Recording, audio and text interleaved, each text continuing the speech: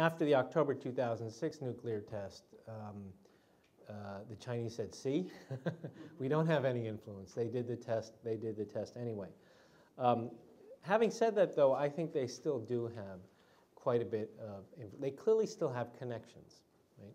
When party leadership, Chinese party leadership goes to North Korea, they meet with Kim Jong-il.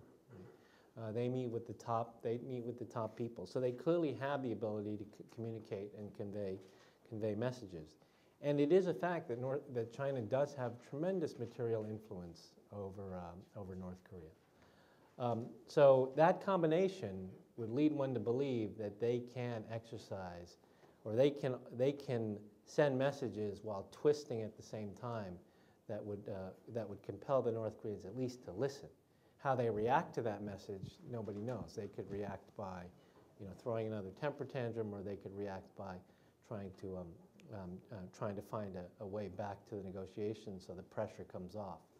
My own view is that the algorithm that works is when the Chinese are quietly pressing hard, twisting their arm from behind the scenes, and the South Koreans are not providing a lot of assistance to the North, and the United States is ready to engage.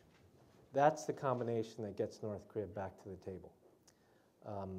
Now, when the United States tries to get China to do this, it's a very delicate thing, because the last thing the Chinese want to do is to be seen as kowtowing to U.S. pressure. Right? The United States, China does not want to go to North Korea and say, we're twisting your arm because the Americans make us. Or they don't want the public to view it that way. So it's a delicate balance trying to push the Chinese to push the North Koreans, but allow the Chinese to do it in a way that's not necessarily public, so that people don't say, oh, you're just kowtowing to the Americans. Every time the Chinese come to deliver a message to the North Koreans, and you could hear them in the other room when we were at six-party talks, the North Koreans were always saying, oh, you're just a lackey of the United States now. You're just their little pawn. Big China, rising China, you're just a pawn of the United States.